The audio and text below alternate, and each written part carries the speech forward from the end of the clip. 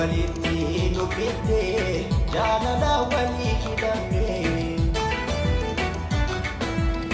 yilli jaalala daraasne murtii jaree biriitti goone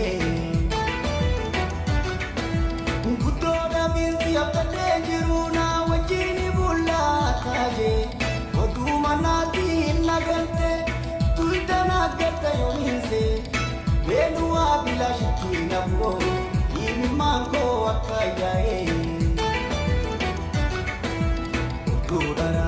dudumsite Badi male nagarpite Nahagarsi subotiyete Mahahafte ate Nidufaha nabalamte Kalbito panikte Kalbito panikte mali malkusi argate wani Nabalu ati sabalu walin jende oso walin bare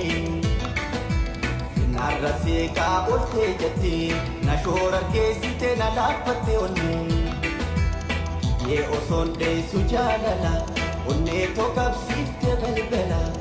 Korte haa sawahala bifa biunka khamke jala Rawana mijoitu ningala Istanin devi esilala Jema hafte nara Abito mana dorkite mana Yashim bira ayantu imaltu Wakara baratu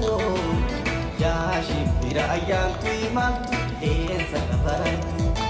Wangala tanade jalalle toti Agutti damsa fonage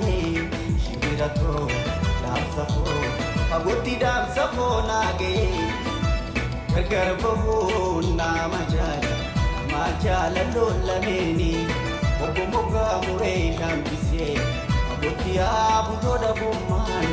Fonko na kunam sisi galatanade Ipio dati fagone Yenye mure adari Isi lenda gaipura Mawala leya Rame dama yeruna Ya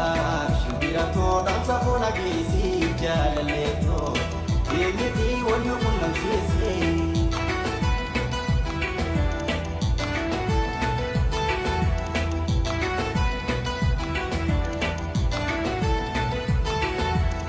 Yemi manchalala Guya tabane Inaya tajisa